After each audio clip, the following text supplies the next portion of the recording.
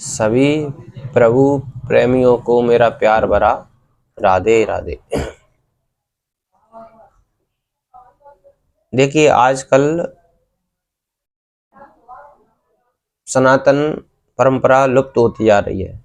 कोई भी माथे पर तिलक धारण नहीं करता।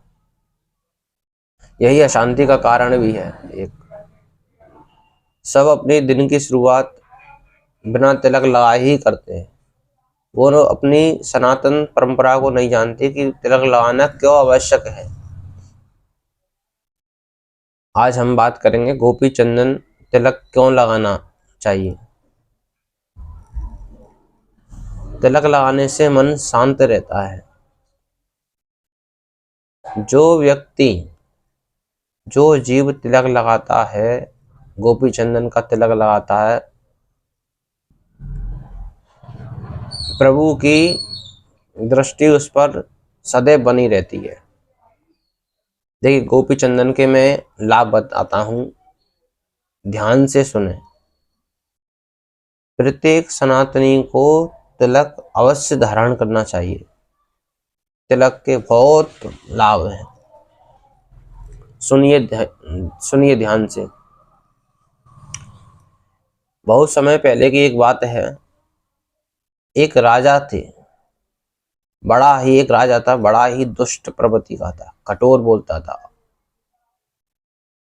वैश्यगामी करता था, जुआ खेलता था, सारे व्यसन उसके अंदर थे। साधु संत को प्रणाम नहीं करता था, इसलिए साधु संत उसके पास जाते भी नहीं थे। तो उससे प्रजा सारी दुखी थी।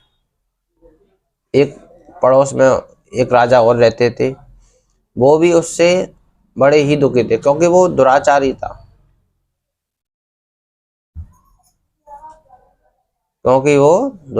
था। उससे सब लोग परेशान रहते थे। अब पड़ोसी राजा ने सोचा कि इसका अगर अंत कर दिया जाए तो समस्याओं का सारा हल हो जाएगा।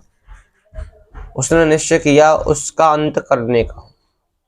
उसने अपने गुप्तचरों से कहा कि हे सैनिकों, इस दुराचारी राजा की दिनचर्या का पता लगाओ। ये कहाँ कहाँ जाता है, क्या क्या करता है। सैनिकों ने राजा की आज्ञा मानकर वैसा ही किया। अगले दिन सैनिकों ने बताया कि ये वन विहार करता है, ये करता है, वो करता है। उसकी दिनचर्या के बारे में पड़ोसी राजा को बताया। पड़ोसी राजा ने उनको ऑर्डर दिया कि जब ये वन विहार को जाए तो इसकी हत्या कर देना। सैनिकों ने कहा ठीक है महाराज, हम इसको मार देंगे। तो उसके अगले दिन जब वो दुराचारी राजा वन विहार करने के लिए घोड़े पर सवार होकर गया तो सैनिक छुप गए थे। तो सैनिकों ने मौका देखकर उसको मार दिया, तलवार से प्रहार किया और उसका सिर धड़ से अलग कर दिया। जब उसका सिर धड़ से अलग किया तो उसका जो सिर है बहुत दूर जाकर गिरा। वो सिर वहां जाकर गिरा जहां एक संत गोपी चंदन का तिलक लगा रहे थे, यमुना के तट पर। अच्छा, जब वो तिलक लगा रहे थे तो गोपी चंदन की जो कुछ बूंदें वहीं गिर गई। कहाँ? जहां उसका सिर गिरा था। तो जब उसने पूरे जीवन भर दुष्कर्म किया, अच्छे कार्य नहीं करे, कुकर्मों में लगा रहा, दुराचारी तो था ही। तो जब वो मरा तो उसकी आत्मा को यमदूत लेने आए, और यमदूत लेने आए तो उसकी आत्मा को यमदूत लेकर कुंभी पार्क नरक में ले गए। कुंभी पार्क नरक में, जो दुराचारी था, तो उसने कोई सुकृत तो की नहीं रही, इसलिए उसको कुंभी पार्क नरक में ले आया, ले गई। अब कुंभी पार्क नरक में क्या होता है? कुंभी पार्क नरक में मैं आपको जानकारी के लिए बता दूं कि एक बहुत बड़ी कढ़ाई होती है, बहुत बड़ी भट्टी, उसके ऊपर कढ़ाई रखते हैं, और कढ़ाई इतनी बड़ी, बहुत बड़ी, उसमें खौलता हुआ तेल, नीचे से आंच लग रही है, उसमें तेल डला रहता है और बहुत खौलता है वो।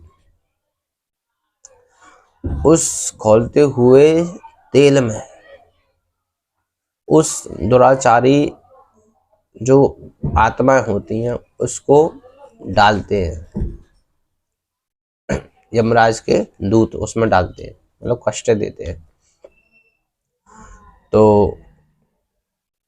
वो तड़पता है।